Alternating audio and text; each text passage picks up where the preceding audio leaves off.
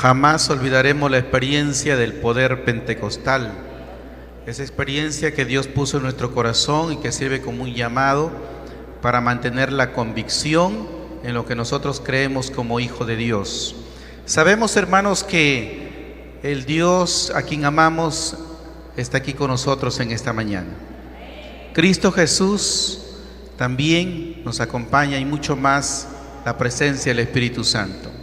Pero hay hombres que dejaron huella, que sembraron de seguro en cada uno de nuestros corazones, mucho más cuando leemos sus obras.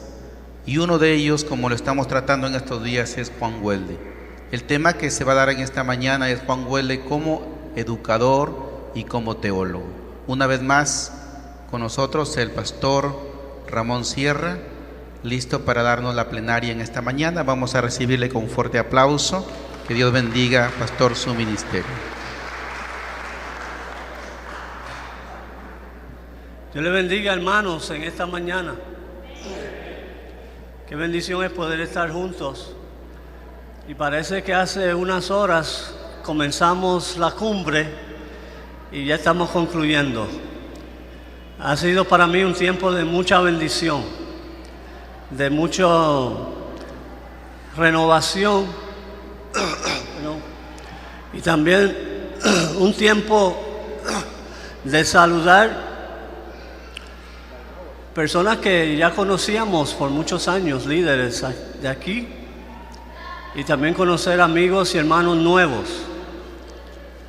Cada vez que voy a un lugar y hay mucha gente en donde ya he estado previamente y hay mucha gente que no conozco, es porque la iglesia está creciendo, la iglesia está avanzando, y le damos gracias a Dios por la iglesia aquí en Perú y particularmente en el distrito norte de este precioso país.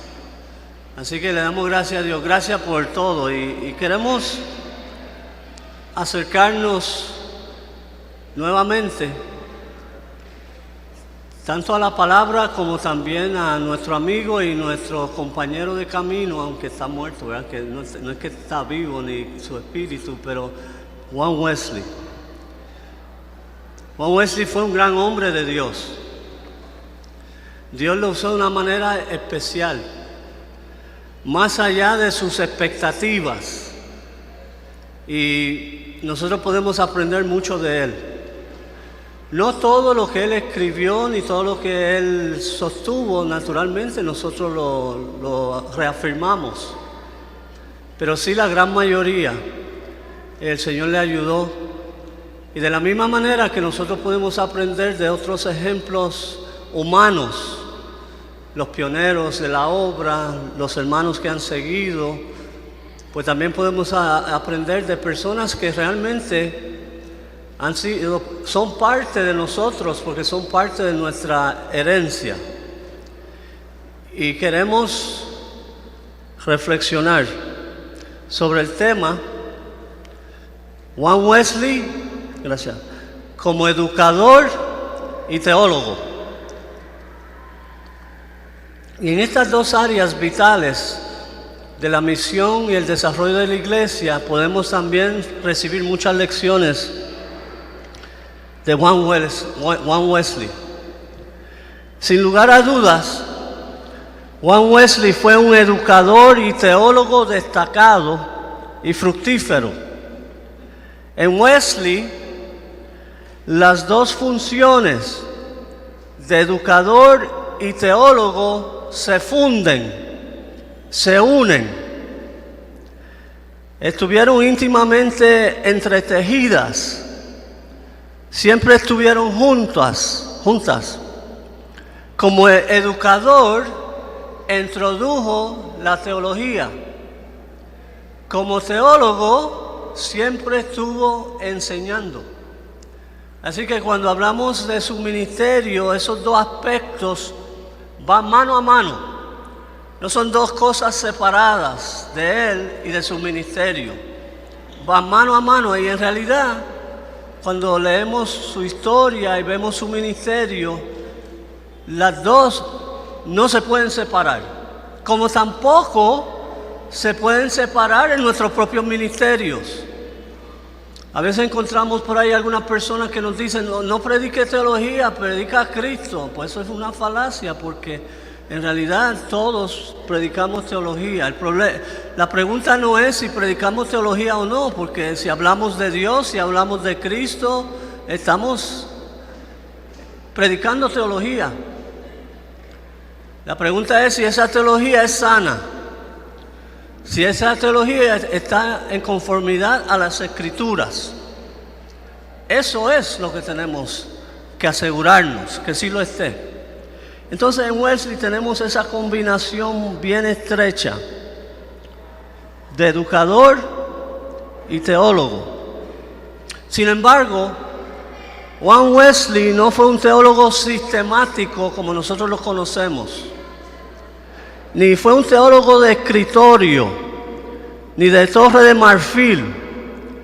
Fue un teólogo, en las palabras de un escritor, Juan McCain, fue un teólogo del camino. El otro tipo de teólogo que se sienta en su oficina a escribir y sin estar en contacto con la iglesia, este autor lo conoce como teólogo desde el balcón. El teólogo que mira de lejos y escribe o hace teología, pero Juan Wesley no hizo eso. Juan Wesley hizo teología mientras caminaba con la iglesia, con el pueblo, en su movimiento. Más bien fue un teólogo, y esto es un buen ejemplo para nosotros, pastoral. Fue un teólogo que ejerció siempre una función como pastor de sus líderes y de las personas que conocían a Cristo a través de su movimiento. Entonces combinamos en Wesley también esos dos aspectos importantes, la pastoral y también el ser teólogo, el reflexionar seriamente sobre las Escrituras y sobre sus implicaciones para nuestro, no solamente creer, sino nuestro vivir. Es un buen modelo para nosotros. Su teología surge mientras camina con la gente y en su mundo, con sus luchas y necesidades entre los pobres y desechados del mundo.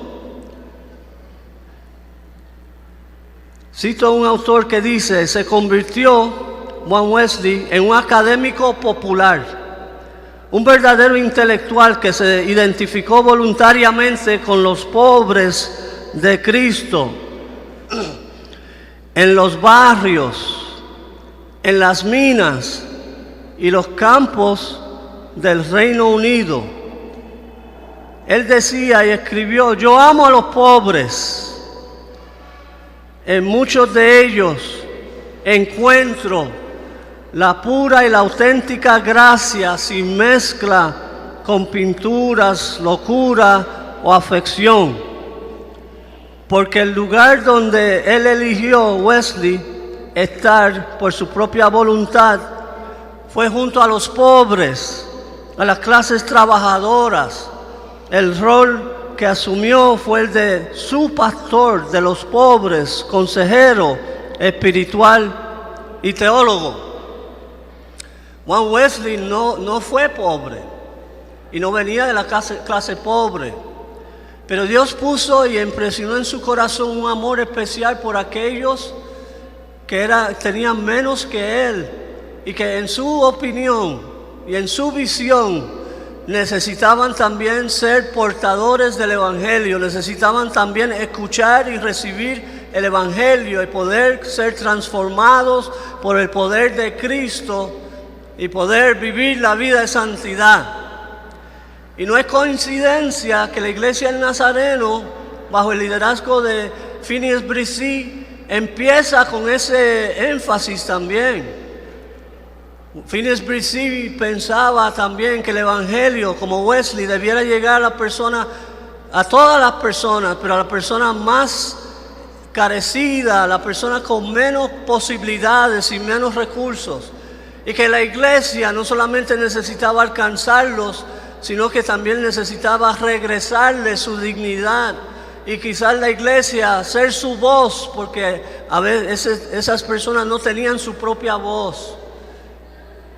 Entonces, de la misma manera que Cristo también enfocó su ministerio en las personas menos esperadas y menos queridas de su tiempo. Entonces, fue un teólogo entre y a través de los pobres.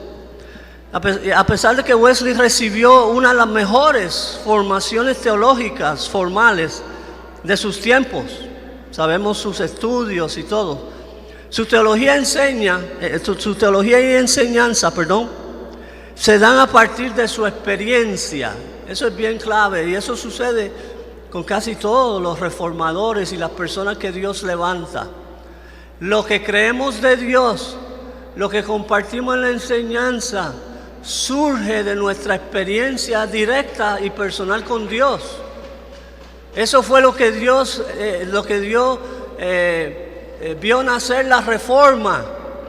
Recordamos, ¿verdad? Lutero se despierta a la realidad que la salvación no es a través de la iglesia, que la salvación es por fe, y regresa a Romanos y lee, y también Arminio, y despiertan a esa realidad en su experiencia con Dios, al estar confrontado con las Escrituras, al estudiarlas y a darse cuenta que lo que dice la Escritura, lo que ellos vivían y lo que dice la Escritura estaban muy lejos. Entonces tenemos que regresar a esos principios. Entonces la teología surge de su experiencia con Dios. Y aunque la experiencia no es la autoridad máxima, porque son las Escrituras, Wesley le añade esa dimensión a la teología de sus tiempos, de que la experiencia no solamente es válida, que la experiencia cristiana con Dios individualmente y en conjunto también afirma las verdades bíblicas, que no son solamente para hacer declaraciones profundas, filosóficas, teológicas, sino son para poder caminar esos principios, vivirlos. Y abre otra dimensión. Y por eso en su supuesto cuadrilátero, ¿verdad? Eso se debate hoy, porque eso no fue lo que Wesley no hizo, el cuadrilátero, sino algunos de los estudios después, ¿verdad? Lo que es las fuentes de la teología, que para Wesley era la razón, la tradición, las Escrituras como la base, y también añadió la experiencia. Así que hace su teología desde su experiencia y su enseñanza, pero es en esa búsqueda de la fe, de la seguridad de su salvación.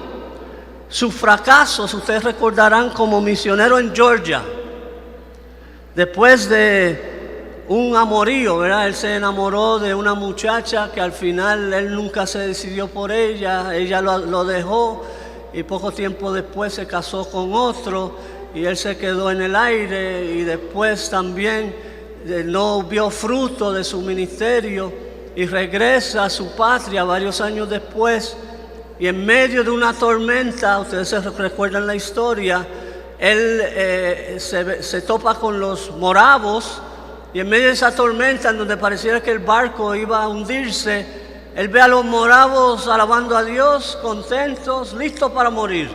Y ahí él se topa, él se enfrenta o se confronta con la realidad de su vida espiritual. Y no tenía la seguridad de la salvación en ese momento, a pesar de sus estudios, a pesar de todo lo que él había recibido y también su ministerio, porque ya era un ministro. Nosotros los ministros también tenemos que permitir que Dios siga obrando en nosotros y asegurarnos que todavía somos salvos. Y en medio de eso, que fue parte de su experiencia, lo marcó. Y entonces él va en pos de buscar la seguridad de su salvación. Y escribe, la fe verdadera siempre está acompañada, algo que aprendió de los moravos, del sentido de seguridad evidenciado por la libertad del pecado, miedo, duda. 3 frutos que inseparablemente acompañan la seguridad y atestiguan una fe apropiada. Cualquier duda o miedo, por lo tanto, es una señal de incredulidad. Y ahí es donde él se encontraba. En su diario, Wesley escribe de esta experiencia: fui a América a convertir a los indígenas, pero ay, ¿quién me convertirá a mí? ¿Quién? ¿Quién me liberará de este corazón perverso e incrédulo? Tengo una religión de verano. Puedo hablar bien y hasta creer mientras no hay peligro cerca, más que la muerte me mira a la cara. Entonces mi espíritu se perturba. Son ahora 2 años, escribía después, y casi 4 meses desde que dejé mi país para enseñar a los indios de Georgia acerca del cristianismo. Pero ¿qué aprendí yo mismo en ese tiempo? Lo que menos sospeché, que yo, habiendo ido a América para convertir a otros, nunca fui convertido a Dios yo mismo. Increíble. Tenía buenas intenciones, estuvo dispuesto a dejar su patria, fue como misionero enviado para servir a este grupo necesitado en lo que eran las colonias que se estaban formando de los Estados Unidos, pero no tenía la seguridad de su salvación. Predicaba, enseñaba, manejaba los conceptos, fue parte del Club Santo, ¿recuerdan? Estaban buscando a Dios y la Escritura. Cosas buenas, importantes, necesarias, pero no estaba seguro de su salvación. Y en esa experiencia de buscar más de Dios, regresa y lo encontramos en su experiencia en Aldersgate, que era una sociedad, un grupo pequeño que se reunía en esa ciudad. Y por esta razón, en su método o fuentes, Juan Wesley otra vez firmemente incluye o le da prominencia a la experiencia. Juan tiene su experiencia del corazón ardiente en la sociedad morava de Fetter Lane el 24 de mayo de 1738, 3 días después que Carlos, su hermano, tuvo una experiencia de seguridad y salvación en su cama de enfermo. Y Wesley relata, le cito: mientras este hombre estaba describiendo el camino que Dios obra en el corazón mediante la fe en Cristo, sentí que mi corazón ardía de una manera muy extraña. Sentí entonces que de verdad confiaba en Cristo y solamente en Cristo para salvación. Y se me dio una seguridad que Él había quitado mis pecados, aún los míos, y que me había salvado de la ley del pecado y de la muerte. La seguridad de su salvación. Hay algunos estudiosos, todavía los estudiosos de Wesley no se ponen de acuerdo, porque algunos piensan que fue su conversión, otros piensan que quizás fue su entera santificación. El hecho es que fue un momento clave en la vida de él que marcó su teología y su enseñanza. Y por eso él, a través de su ministerio, trabajaba, y los grupos pequeños, una de sus funciones era asegurarse que la persona tenía la seguridad de su salvación. Porque tomar una decisión por Cristo no significa necesariamente que hay conversión. Amén. Por eso tenemos que trabajar con las personas después. Por eso tenemos que saber cuál fue su experiencia. Por eso tenemos que ver si están empezando a surgir cambios en su vida. Y que no solamente ascribió a una doctrina o de la manera que nosotros lo presentamos a ciertos beneficios con Dios, pero no ha habido un arrepentimiento, no ha habido un cambio de vida. El profesor Fernández hablaba en sus presentaciones, no ha habido un antes y un después. Y eso nosotros tenemos que asegurar. Este gran hombre de Dios estuvo en esa situación y fue honesto y lo compartió, y nosotros lo tenemos ahora en sus escritos. Y a partir de eso, a partir de su bancarrota espiritual y reconociendo que tenía religión pero no tenía a Cristo, su vida cambia y su teología y su enseñanza toman fuerza con esa autoridad no solamente de la Escritura, sino de lo que Dios ha hecho en mi vida y lo que Dios es capaz de hacer en la vida de otros.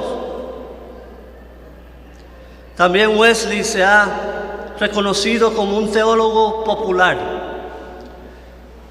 El hecho fundamental, uno de los intérpretes de Wesley dice, es que después de una vacilante comienzo en la búsqueda de su verdadera vocación, Wesley se convirtió en un teólogo popular con plena conciencia de ello. O sea que él sabía, él se reconocía así. Y lo cito: en general escribió como habló, ad populum, para el populacho, a la mayor parte de la humanidad, a quienes ni entusiasma ni entiende el arte de hablar. Él describía, diseño palabras sencillas para la gente sencilla. Por lo tanto, a propósito, me abstengo de toda especulación filosófica agradable, de perplejos e intrincados razonamientos. Mi diseño es, en cierto sentido, escuchen esto, olvidar todo lo que he leído. En los siguientes sermones, porque este es el prefacio a sus sermones, he tratado de descubrir la verdad, la religión escritural y experimental, con el fin de no omitir nada que es parte real de esta, y no añadir nada de ella que no diga. En otras palabras, él está diciendo: yo soy estudioso, yo estudio, yo me preparo, yo quiero ser profundo, pero cuando me encuentro ante la gente común y corriente, popular, yo me olvido esos términos, yo me olvido esas categorías, como si no las conociera, pero sí las conocía, para poder comunicarme de una manera sencilla y simple, para que lo que yo he entendido en mis estudios, que quizás pueden ser un poco más técnicos y académicos, se conviertan en palabras sencillas que toquen los corazones y Dios lo use para transformar vidas. Amén. La profundidad está en ser simples, no simplistas. Jesús, no hubo alguien que fue más profundo que Él. Y Él lo que usaba eran historias y formas sencillas de poder comunicar verdades profundas, eternas y hasta misterios. Ese es nuestro modelo, Jesús, pero también Wesley. Un hombre formalmente bien educado, hizo esa transición. En esta conferencia hemos escuchado muchas cosas, a la verdad, excelentes, muy buenas, pero ahora nosotros tenemos que tomar la tarea de tomar esas categorías, esas formas de expresión y llevarlo al pueblo. Cuando uno entiende algo en su complejidad, eso se refleja en que lo podemos traducir a unas formas simples. Ese es el tipo de teólogo y educador que era Juan Wesley. Él también fue conocido como educador popular del pueblo común, de la gente sin letra, Si nosotros podríamos predicar y enseñar de una manera más simple, más sencilla, sin perder la profundidad y la base bíblica, eso facilitaría mucho nuestros ministerios. Pero a veces nosotros mismos no sabemos lo que estamos hablando y nos enredamos en los términos. Cuando yo terminé el seminario, yo estudié en San Antonio, Texas, mi bachillerato. Me encantó la teología sistemática, la teología de Wiley. Mi profesor fue el doctor José Rodríguez, uno de los mejores teólogos que hemos tenido en Latinoamérica, aunque él se ha concentrado mucho en los Estados Unidos y ha viajado, y yo creo que ustedes lo conocen. Y empecé mi ministerio pastoral en un campo de Puerto Rico. Y yo les empecé a predicar y enseñar a los hermanos la teología sistemática que yo recibí. Y como era tan buena, como era verdad, como reflejaba quién nosotros éramos. Y los hermanos me miraban, era jovencito, hace 40 años. Ellos me miraban y se rascaban la cabeza y me decían, hermano, eso es profundo. Pero no entendimos nada. Dice, esta gente, ¿qué pasa? Que no entienden, no tienen la capacidad. Esto. Yo lo entiendo porque ellos no lo pueden entender. Y seguí así, pensando que con el tiempo ellos se iban a adaptar a mí. Pero rápidamente me di cuenta que el que tenía que cambiar era yo, no ellos. Y que mi predicación y enseñanza de esa manera no me permitía yo mismo experimentar a profundidad las verdades que estaba tratando de comunicar, que era una máscara para mi propia experiencia, porque yo sabía articularlo como me había enseñado en la teología sistemática, pero no necesariamente lo estaba viviendo ni tampoco la estaba comunicando bien. Y ahí cambió mi paradigma. Y seguí predicando la santidad porque me convencí, o el Señor me convenció, mejor dicho, a través de las Escrituras, que la doctrina de santidad es la doctrina corazón de la Biblia. Entonces yo estaba predicando la verdad bíblica y yo no menosprecio la importancia y el beneficio de estudiar teología sistemática. Pero no creo que era el propósito de mi profesor de la teología que yo predicara la teología como él me la estaba enseñando. Yo tenía que hacer esa transición, pero no se me dijo, ni se me enseñó cómo hacerlo. Tuve que aprender yo mismo, solo. A bandazo, ¿verdad? No sé si ustedes entienden eso, a golpe. Pero Juan Wesley funcionó de otra manera. La predicación de la palabra fue uno de los cimientos del movimiento wesleyano. Esta se realizó por cientos de predicadores laicos itinerantes, diseminados en Inglaterra y tierras cercanas por medio de la predicación misma de Juan Wesley, que continuó. La teología que usted y yo abrazamos como wesleyana surge de la predicación. Interesantemente, además de la experiencia de Wesley mismo, surge de la predicación.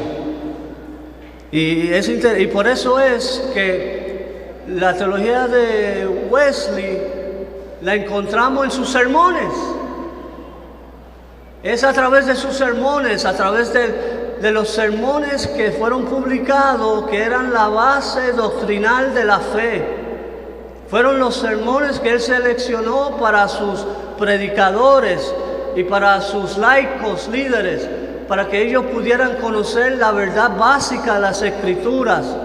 La mayoría de ellos eran personas sin letras, sin mucho estudio, sin mucha educación formal, pero él se encargó de proveerle a ellos por lo menos los sermones y otras cosas más que vamos a ver rápidamente, para que ellos pudieran, no solamente con mucho entusiasmo y porque sus vidas fueron cambiadas, predicar, sino que pudieran asegurarse, él quería asegurarse que ellos estaban predicando la verdad de las Escrituras.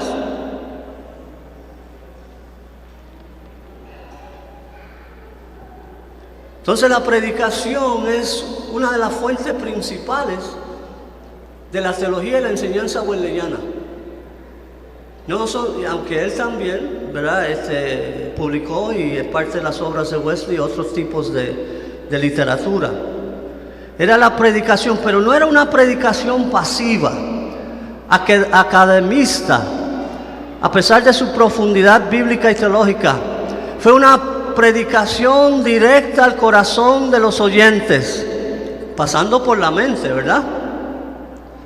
Fue una predicación donde hubo reacciones desde la convicción de Dios sobre algunos hasta la oposición verbal y abierta de otros, y aún el debate posterior de algunos más.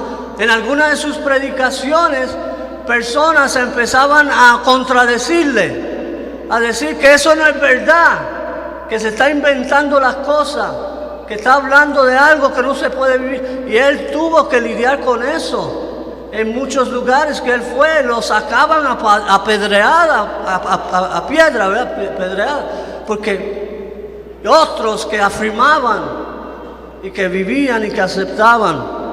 Nos llama la atención que la teología wesleyana se da mayormente desde el púlpito, de la predicación, de los elementos esenciales del Evangelio.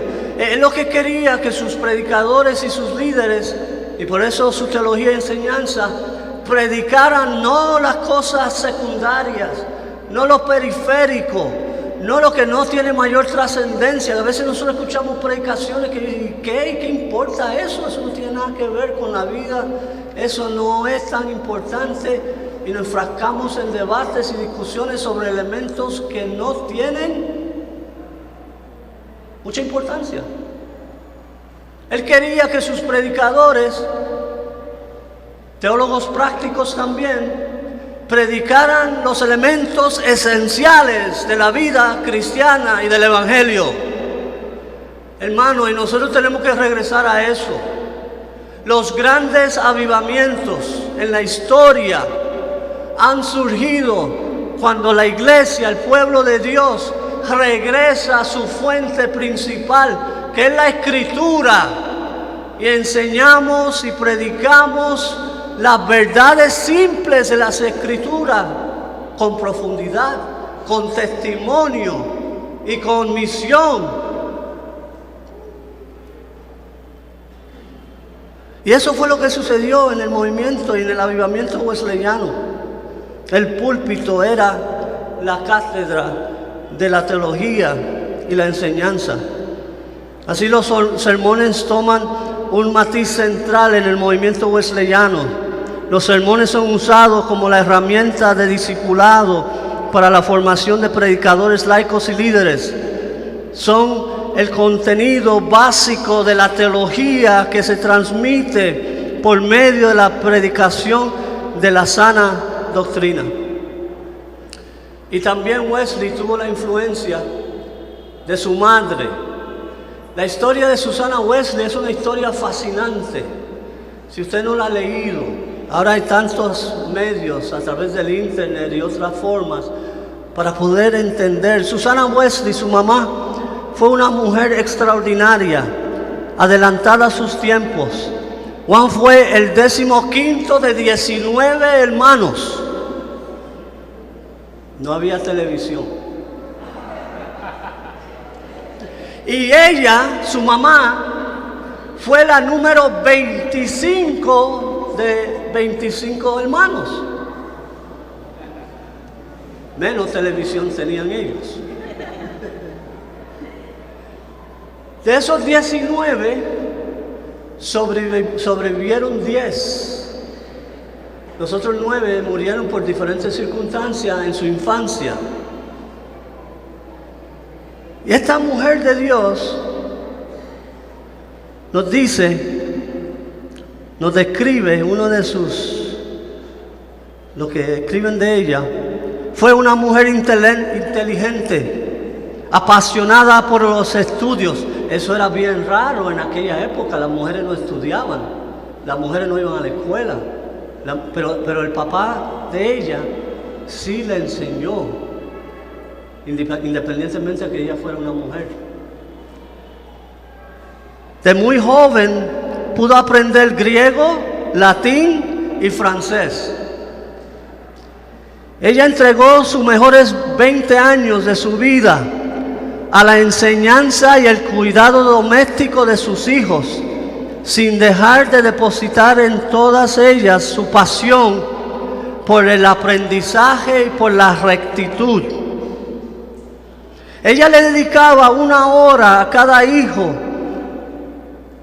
Ella hacía una cita con cada uno de sus 10 hijos. Durante la semana, a Wesley le tocaba el martes normalmente en la mañana, a las 9, a las 10 de la mañana.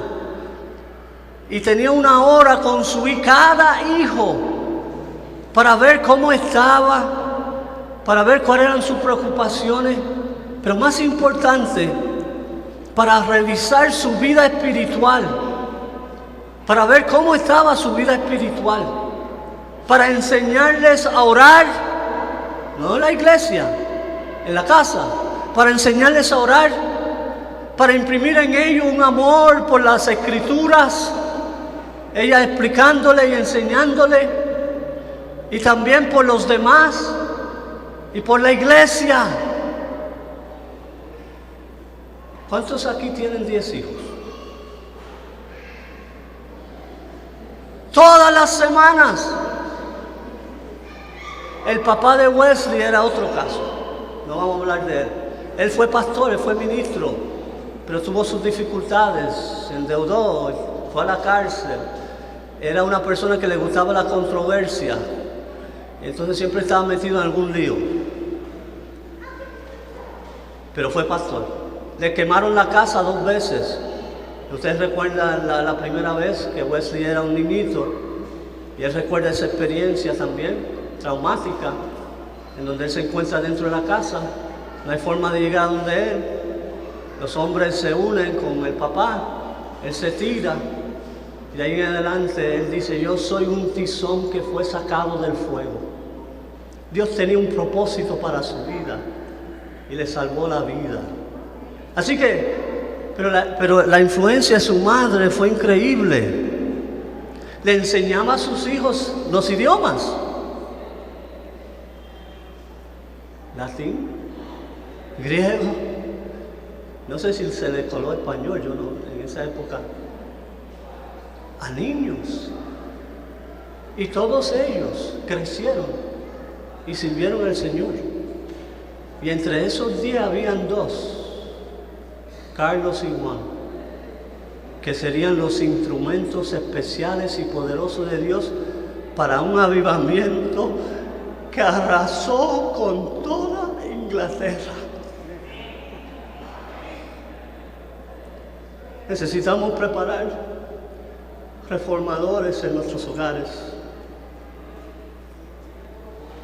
2 personas, no fueron una multitud. Susana era una de las pocas teólogas mujeres de su época, aunque ella no ostentaba este título, ni fue predicadora. Juan Wesley, cuando estaba en la universidad, para mostrarle su capacidad teológica, le escribió a su madre, Susana, para que le diera su más claro y preciso definición del pecado. Y la respuesta de Susana fue la siguiente: sigue estas reglas, mi hijo. Todo lo que debilite tu razón, todo lo que afecte la sensibilidad de tu conciencia, o todo lo que oscurezca tu percepción de Dios, o todo lo que le quite sabor a las cosas espirituales. En resumen, todo lo que aumente la fuerza y la autoridad de tu cuerpo sobre tu mente, eso es pecado para ti. Una definición interesante de pecado que no escuchamos mucho de esta mujer. Y en sus años universitarios, vemos, hermanos, yo lo que quiero que veamos es cómo Dios usó la vida y su proceso de Juan Wesley para irlo forjando en la persona que llegó a ser. En sus años universitarios, él tenía una hambre y sed de Dios y de las Escrituras. Formó lo que se conoció como el Club Santo, un grupo de estudiantes que se reunían para orar, para estudiar la Biblia y comentar sobre lo que habían leído y reflexionado. Eran personas muy metódicas, ahí surge la palabra metodista.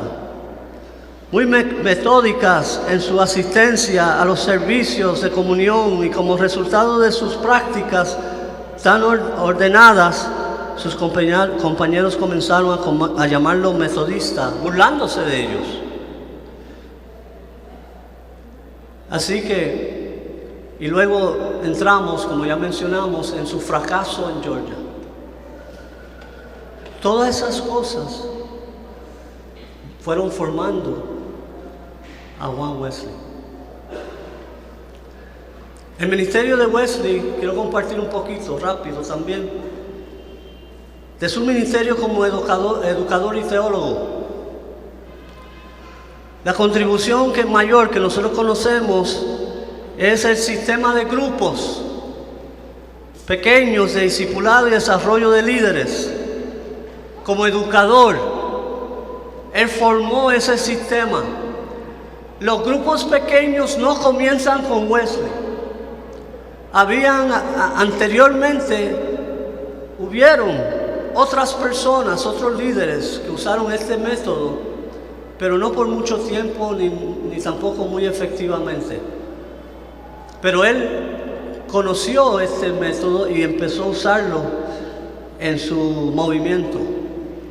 Porque él estaba convencido, hermanos, que no es suficiente que una persona decida comenzar a seguir a Cristo. Y también estaba convencido de que la iglesia, el grupo de aquellos que ya le conocen, tiene la tarea y responsabilidad primaria de ir formando y guiando a los nuevos. Que eso no sucede automáticamente, ni sucede porque la gente va a un servicio. Aunque en el servicio aprendemos y es bueno, pero la atención personal y toda la dinámica que representa un grupo no se da en una predicación normalmente. Nuestros hermanos afroamericanos en los Estados Unidos, ellos participan, ellos dialogan con el predicador, pero eso no es nuestra costumbre, y aún así eso es algo muy limitado porque no pueden hablar, decir otras cosas. Entonces, él estaba convencido de eso. Entonces él empieza a formar grupos pequeños que él llamó sociedades, que eran los grupos más grandes, luego clases, grupos más pequeños de la sociedad, algunos se dividían en clases, y también bandas, que era un grupo pequeño para los líderes, pero no era para recibir más información para la cabeza. Era un grupo para abrirse, para sincerarse, para hacerse preguntas que inquietan. Por ejemplo, ¿cuál fue tu pecado durante esta semana? No, yo no peco. Sea sincero. O por lo menos, ¿qué no hiciste que debiera haber hecho? ¿Cómo está tu vida espiritual? ¿Cómo tú te estás nutriendo? Porque nosotros lo que le decimos, está bien, se acabó el asunto. No, es abrirse. Y el primero que se abría era el líder del grupo. Y si esta semana, de los 7 días, solamente 3 leí la Biblia, necesito su ayuda y sus oraciones. Esta semana tuve varias oportunidades de entrar en contacto con no creyentes y no lo hice. Y ellos no estaban ahí para criticarlo ni para juzgarlo, estaban ahí para decirle, también nosotros tenemos a veces esa dificultad. Pero esta es la manera que nosotros lo hemos podido resolver. Queremos ayudarte. Y se ayudaban unos a los otros. Eso no sucede muchas veces en nuestra iglesia. La gente sigue con sus luchas. Y los líderes que tienen responsabilidad y tensiones y un montón de cosas. Él empezó a trabajar con la gente. Y era gente popular.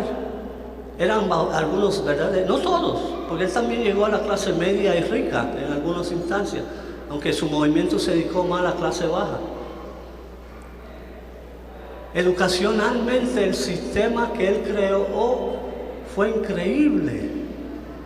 Y empezó a preparar personas para los líderes del grupo. Los grupos son lindos, pero si no desarrollamos líderes, no va a ir muy lejos.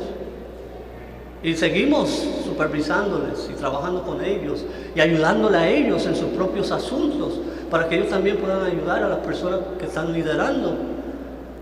Y para que ellos puedan también preparar a otros y reunirse con algunos de esos líderes, para que en la medida que los grupos crezcan, se puedan dividir y se puedan diseminar en todos los lugares. Educacionalmente fue un modelo increíble, tremendo.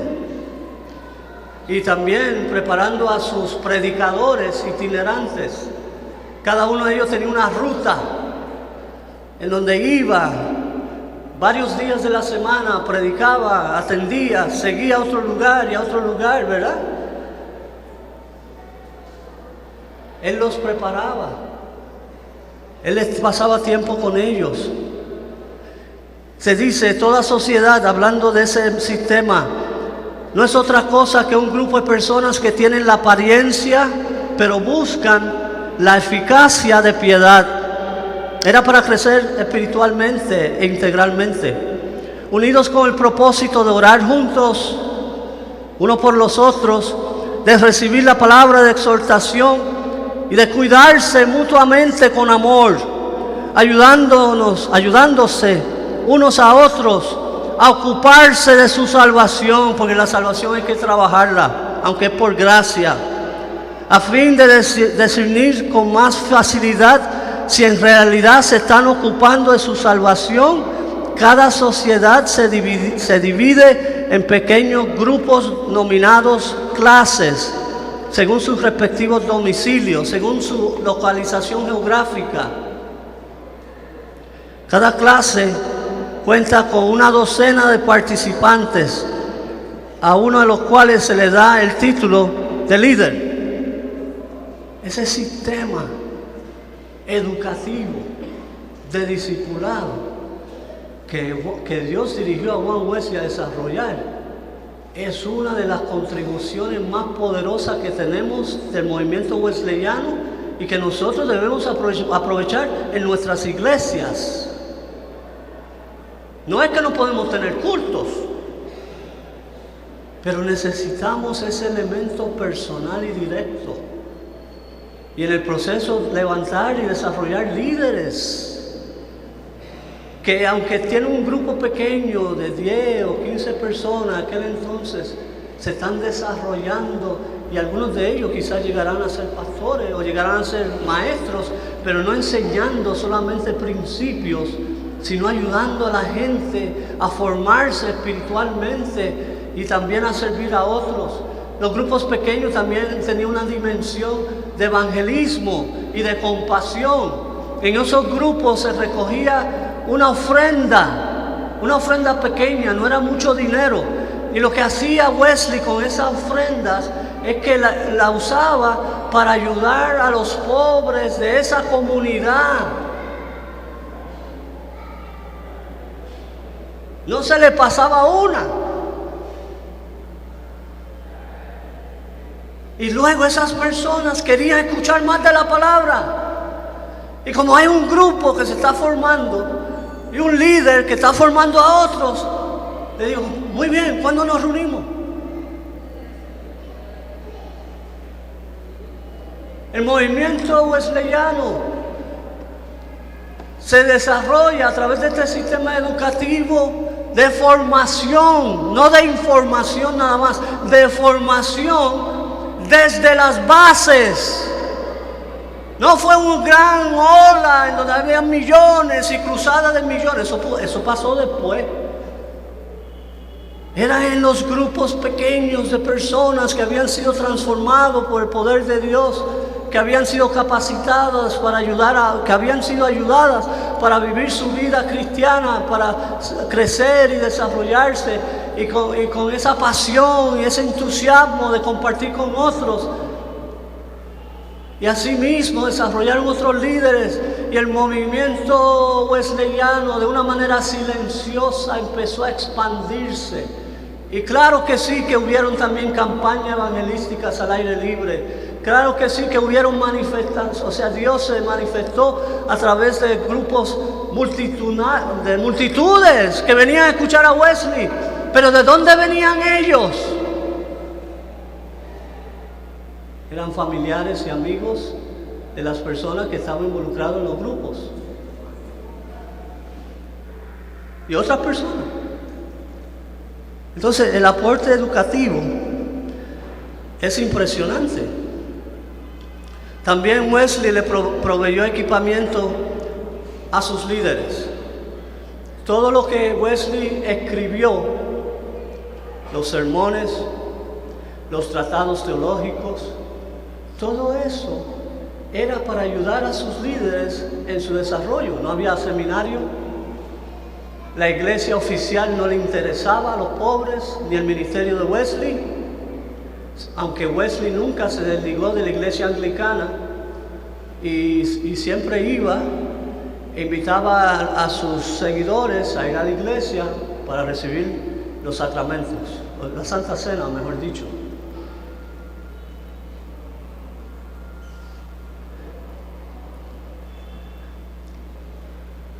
Él tuvo que enfrentar oposición.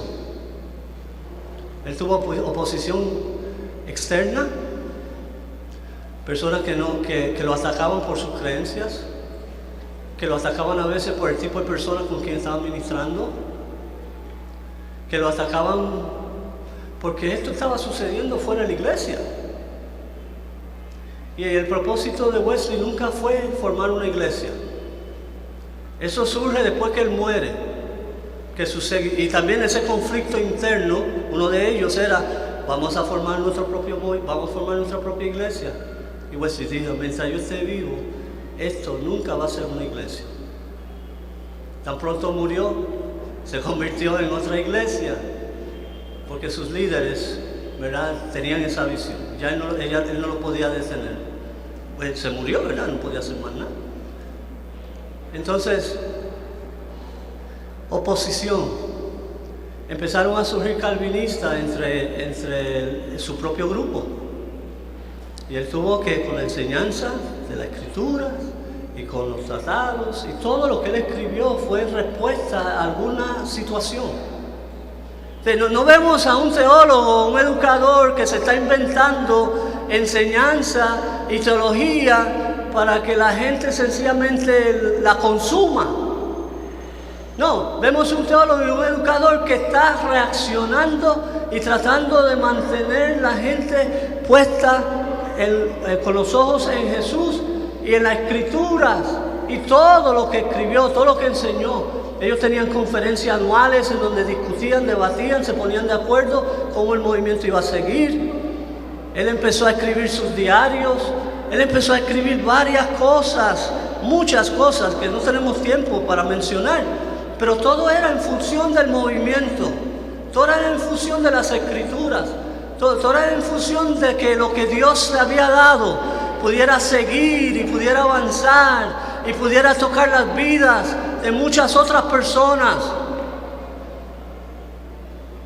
Hoy lo que nos gusta escribimos de temas que a veces ni fu ni fa a la iglesia. No, él estaba escribiendo para que el movimiento continuara. No a través de él, a través de aquellos que él había preparado y los líderes que habrían de preparar líderes y líderes y líderes y líderes. Necesitamos teólogos y educadores así hoy. Amén. Así que Él preparó todas sus obras y hay una lista de lo que Él fue organizando y preparando. Su contribución como teólogo, esto estamos hablando como educador, como teólogo, también fue lo que acabamos de mencionar, entrar en debate, respetuosamente, pero con la base de las Escrituras. Él luchó en contra de diferentes corrientes. Él tuvo que defenderse muchas veces porque fue mal interpretado y lo tildaban los cristianos, las otras personas, de diferentes cosas. Y él se defendía y él escribía con mucho amor, pero con mucha firmeza. También para que sus seguidores tuvieran armas para enfrentar las mismas situaciones. Y luego su teología. Yo quiero resumir la teología misma que surge de ese movimiento. La teología que le da vida y la teología que surge ahora para nosotros. Quiero compartir varias características de la teología de Juan Wesley. Número 1, hermano, y esto para mí es lo más importante. La teología de Juan Wesley, la teología de santidad que surge a través de él, es una teología de gracia. Gracia. No es una teología de obras. Y a veces nosotros sutilmente en la iglesia, aunque no lo decimos porque sabemos que nadie nos va a apoyar, estamos tratando de ser salvos a través de las obras buenas de ser un buen cristiano. O creemos que merecemos el favor de Dios porque le hemos sido fiel por muchos años. No. Es por gracia. Y por eso, conectado con la gracia, es una teología centrada en el amor de Dios. Hermano, yo he escuchado por ahí teologías que están centradas en Satanás, están centradas en el pecado, están centradas en lo malo y podrido que está este mundo. Y eso es lo que escuchamos en la radio, en la televisión.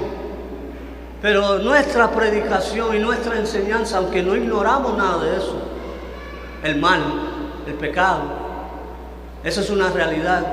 El enemigo está centrado en el amor de Dios.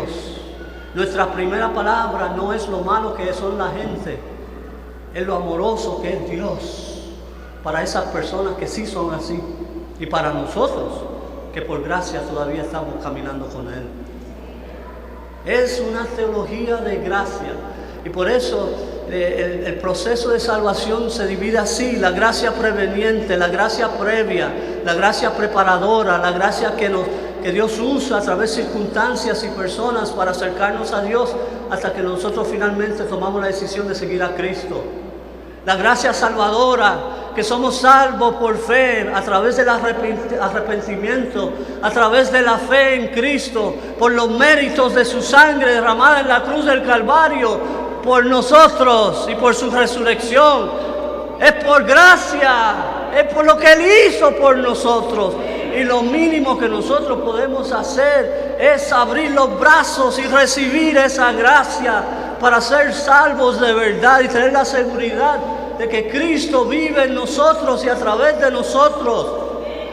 Y esa gracia nos lleva también al momento de la entera santificación, en donde Cristo murió no solamente para nuestro perdón, sino también murió para que podamos estar libres del pecado, para que nuestra naturaleza pecaminosa pueda ser limpiada e inundada con el amor de Dios. Y la gracia progresiva, todo el crecimiento, el desarrollo, todo lo que yo puedo aprender y crecer, todo lo que yo puedo llegar a hacer en Cristo, el ministerio, es por gracia. Y después la gracia glorificadora, cuando nos encontremos un día con Cristo y todos los santos para siempre, para siempre, para siempre. Una teología de gracia. También la teología de Wesley es una teología que comienza desde la creación. Nosotros hemos cometido el error de pensar que la teología de santidad es el remedio del pecado. Entonces empezamos con el pecado. Normalmente empezamos con la condición pecaminosa del ser humano. Y por eso Cristo murió. Y a través de Él podemos ser perdonados y ser sus hijos y todo eso. Sí, eso es verdad. Pero no comienza con el pecado. Comienza con Dios. Y comienza en la creación. Que lo que el hombre perdió en el primer Adán es totalmente restaurado en el segundo Adán, en Cristo Jesús. La santidad no es tanto el remedio del pecado como es el regreso al diseño original de Dios para la raza humana. Eso es diferente y trata con todo lo que el pecado afectó. El ser humano, nuestro mundo físico, los sistemas de pecado que están operando, todo lo que el pecado ha afectado. Ahora en Cristo Jesús somos llamados a permitir que Dios en y a través de nosotros restaure todas las cosas y aún el universo físico que ha sido afectado por el pecado.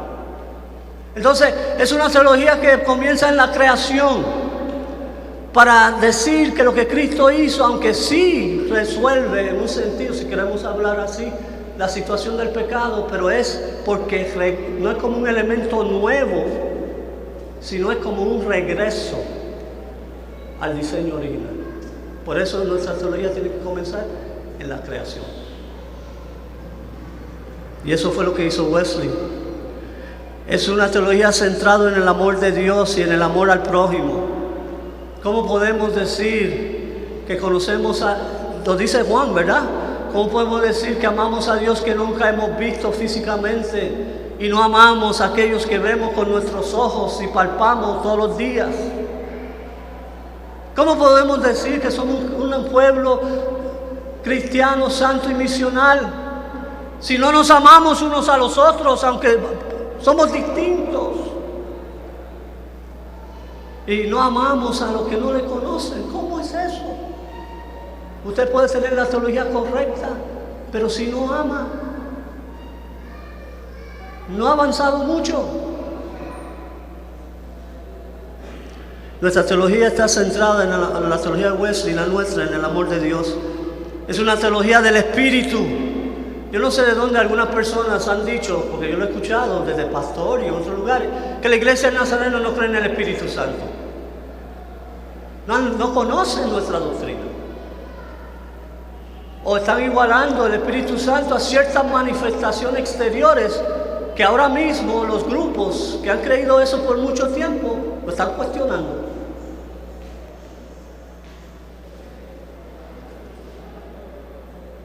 Nosotros tenemos una teología centrada en la obra constante y continua y penetrante del Espíritu Santo. La vida espiritual es imposible sin permitir que el Espíritu Santo siga su obra en nosotros. Porque si no, lo estamos haciendo nosotros. Y es por gracia, y Dios lo hace cuando abrimos la puerta. Una teología del Espíritu con un fuerte énfasis en la obra cotidiana, cada día, cada momento, del Espíritu en la salvación y el crecimiento del creyente de la iglesia. Sin Espíritu no hay iglesia. Una teología centrada también en la palabra, en las escrituras, hermanos, pero de verdad, no de boca. Cuando uno empieza a leer las obras de Wesley, empezamos a escuchar frases bíblicas constantemente, porque su mente y su corazón estaba llenos de la palabra. Y él hablaba de la palabra y predicaba la palabra. Yo no estoy diciendo ni estoy abogando por una interpretación literalista de la palabra, que solamente lo que dice eso es, hay que interpretar. Hay que entender el contexto y otras cosas. Pero es centrado en la Escritura. La pregunta de este educador y este teólogo, nuestro hermano Wesley, era: ¿qué dice la Escritura sobre eso? Lo que estamos haciendo tiene respaldo bíblico. Lo que estamos enseñando tiene respaldo bíblico. A mí no me importa si lo está diciendo alguien que tiene 10,000 miembros. La cantidad de miembros de una congregación de cualquier líder no le hace que todo lo que diga es verdad, ni tampoco la poca gente, o menos gente. Centrada en los principios de las Escrituras. Amén. Cuando nosotros quitamos la Escritura del centro, estamos en un peligro de creer cualquier cosa y hacer cualquier cosa. Y Dios no nos puede usar así, aunque tengamos mucha gente. Y yo no estoy en contra de la iglesia grande. Yo creo que tenemos que tener más iglesias numerosas. Yo hablo más de número que grande, porque una iglesia grande es una iglesia que está cumpliendo fielmente su misión, independientemente de la cantidad de personas que asisten. La palabra. ¿Qué podemos hacer, hermanos, para que recobramos esa hambre por la palabra? Ahora, yo le digo que tenemos que mejorar nuestra enseñanza. El enemigo número 1 de la palabra es un mal maestro. Un maestro que no solamente no conoce, sino sabe cómo comunicar al corazón y para que las personas vivan la palabra. Yo he estado en escuelas dominicales preciosas, en donde el maestro se considera pastor de sus alumnos, están en contacto, cuando regresan se preguntan uno a otro lo que aprendimos la semana pasada, cómo lo pusimos en práctica durante esta semana. Y ellos responden. La mayoría de nosotros, hermanos, no necesitamos más conocimiento bíblico. Necesitamos empezar a practicar lo que ya conocemos. Hubo un pastor que fue convencido por esa idea y le predicó a su iglesia como 5 domingos lo mismo. Ya la gente estaba cansada, la gente estaba hasta aquí, decimos nosotros, hasta aquí. Y alguien se le acercó de los hermanos que tuvo la valentía y le dijo: ¿por qué usted sigue predicando lo mismo? Bueno, yo voy a seguir predicando lo mismo hasta que ustedes lo empiecen a poner en práctica. Nosotros ya tenemos un exceso de conocimiento bíblico. Y no es que no podemos seguir aprendiendo, y no es que no debemos seguir enseñando.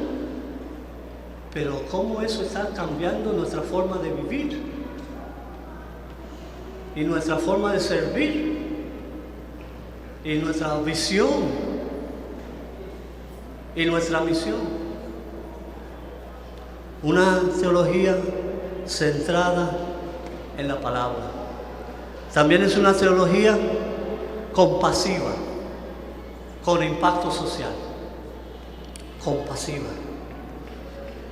En vez de agarrar al pecador y darle una pela, ¿saben lo que es una pela? Atropiarlo y de pegarle y hacer trizas de él o de ella. Lo amamos en su condición de pecador y lo amamos tanto que queremos que la gracia de Dios transforme y cambie su vida. Pero lo tratamos con amor y dignidad, porque el pecador fue creado por Dios también. Y si es el objeto del amor de Dios, tiene que ser el objeto de nuestro amor también. Aunque hay personas que son más difíciles de amar. Pues ahí es donde nosotros crecemos. Es una teología que no se queda en el templo, que no se queda en las cuatro paredes. Una teología que camina por las calles, que va donde está el dolor y tristeza y la injusticia, para traer, como leímos en las Escrituras, esperanza. Esperanza. Pero no es que el Evangelio se mueve como si fuera un viento en nuestro alrededor. El Espíritu se quiere mover a través de nuestras vidas. Y usted y yo tenemos contacto en este mundo, tenemos una red de relaciones que nadie más tiene. Usted conoce personas y está en contacto con personas y puede llegar a personas que yo jamás podré llegar. Y es dentro de esa red y personas que vamos conociendo, que vamos expresando el amor por ellos y ayudarle a abrir sus vidas al amor de Dios a través del amor nuestro.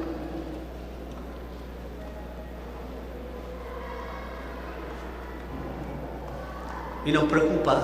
Wesley hablaba de dos tipos de obras que deben ir juntas: las obras de piedad, que es orar en la Escritura, nutrirnos espiritualmente, y las obras de misericordia, que es ayudar al necesitado. Hermano, yo quiero decirle que los necesitados de nuestro mundo no solamente son la gente económicamente pobre. Hay gente en la clase media, en la clase rica, que a veces tienen más necesidad que las personas que carecen de lo material. Nosotros tenemos que llegar a ellos también. Que cuando uno se empieza a hablar con ellos y ellos abren su corazón, nos muestran el vacío que hay en sus vidas. Pero nunca ningún evangélico se le acercó con amor. Los señalamos y los condenamos. Es interesante que en Juan Jesús le dijo: yo no vine a condenar el mundo, porque el mundo ya está condenado. ¿Para qué lo voy a condenar dos veces?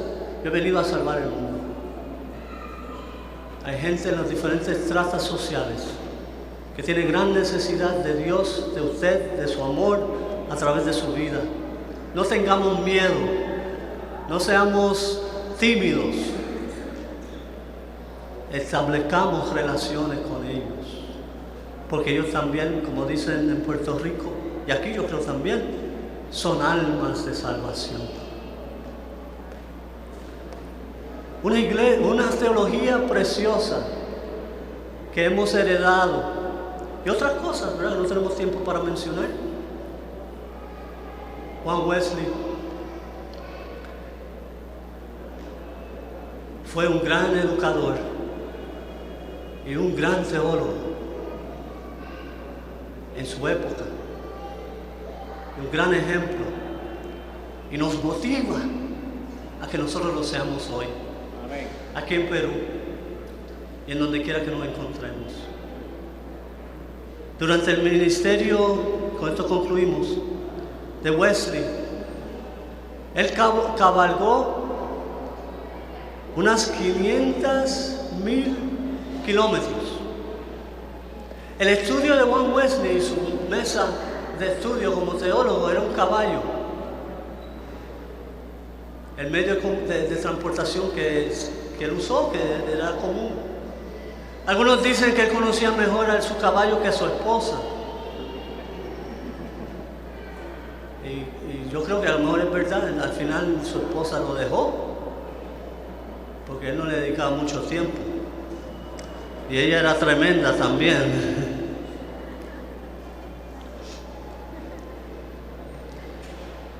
Él predicó esas 500,000 kilómetros, es como darle la vuelta al mundo a través de Ecuador 3 veces. Él predicó más de 40,000 sermones. Él iba a los lugares y tenía un compromiso aquí en la mañana, otro al mediodía, otro a medio tarde, otro en la noche, y todas las conversaciones que tenía que tener en el medio. Un hombre también con una salud y una capacidad física increíble hasta su muerte. Él siempre estuvo en movimiento. Yo no estoy diciendo que tenemos que ir a esos extremos, pero solamente para observar. Cuando Él murió, Él dejó atrás. ¿Qué va a suceder cuando usted muera? ¿Qué vamos a dejar atrás nosotros? Pues Wesley dejó 294 predicadores, 71.668 miembros de su movimiento solo en Gran Bretaña. El movimiento, cuando él murió, tenía y auspiciaba 19 misioneros en diferentes partes del mundo. Ellos también tenían 43.265 miembros en las colonias americanas, con 198 predicadores. Me parece que pudo morir tranquilo.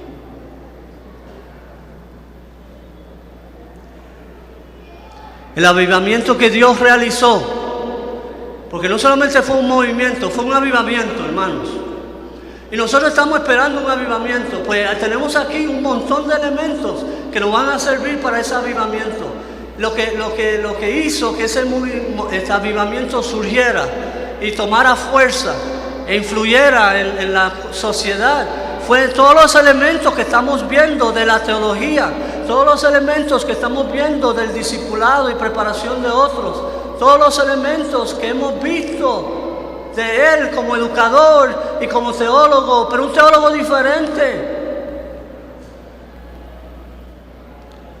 Necesitamos un avivamiento, pero ese avivamiento va a resultar cuando nosotros encarnemos no solamente los principios bíblicos, sin lugar a dudas, pero también los principios que hemos visto, que son parte de nuestra identidad, que son parte de quien nosotros somos o debemos ser, que es parte de ser una iglesia que cree y vive y apoya la educación, la teología de vida. ¿Qué le vamos a dejar a la próxima generación de nazarenos?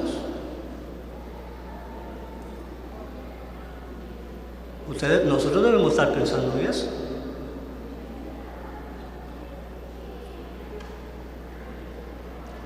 Yo quiero inspirar a otros con mi vida y mi interacción con ellos.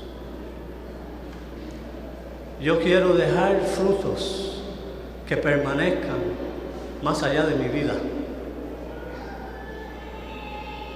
Yo quiero llegar al cielo no con las manos vacías, sino humildemente diciendo, primero, yo estoy aquí.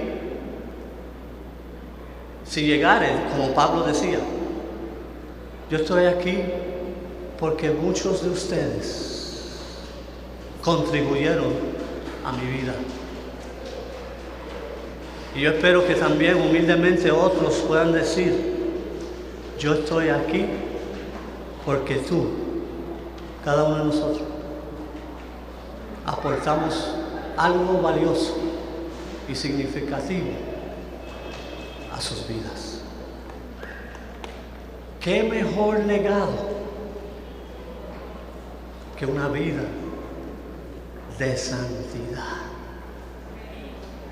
¿Habrá algo mejor?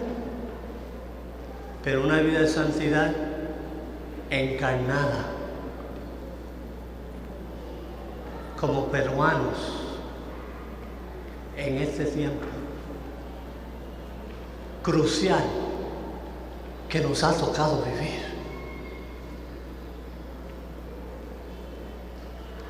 El Señor quiere ayudarnos. El problema no es Dios. Nosotros no tenemos que convencer a Dios. Él está esperando nuestra respuesta. Como Isaías Señor, yo no soy el mejor, yo no tengo todas las capacidades, yo tengo grandes limitaciones, he tenido mi número de fracasos, pero he escuchado tu voz. Y quiero decirte, como el profeta, heme aquí, ¿te dignarías enviarme a mí? Porque yo estoy disponible. Y yo quiero glorificar tu nombre a través de mi obediencia y servicio. Eso es lo que le queremos dejar a la próxima generación para que ellos lo trabajen. Y cuando ellos se pongan viejos, porque los jóvenes se ponen viejos, yo nunca pensé que iba a tener la edad que tengo y no sé hasta dónde voy a llegar.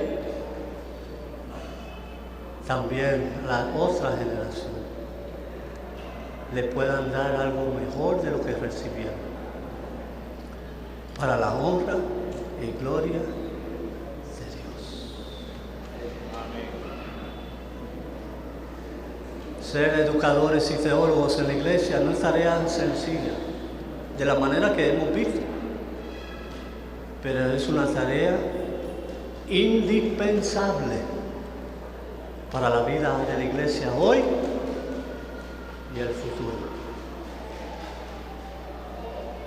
¿Estamos dispuestos? Jóvenes, los que se piensan jóvenes, ¿estamos dispuestos? Los hermanos de media edad, no sé qué edad es esa, pero en media edad, ¿estamos dispuestos? Los hermanos que han sido nuestros patriarcas y nuestros ejemplos, que han abierto caminos, ¿están dispuestos? No solamente Cristo está esperando la gente. Esta mañana me levanté y la persona que estaba atendiendo en el hotel descubrió que yo era pastor. ¿Usted es pastor? Sí. Empezamos a conversar un poquito. Cuando la gente sabe que usted es pastor, usted es líder, usted es parte de la iglesia, muchos de ellos se van a acercar. ¿A quién van a ir? Nosotros hemos sido enviados a ellos. Y lo bueno de todo es que Dios está con nosotros. Que Dios le bendiga.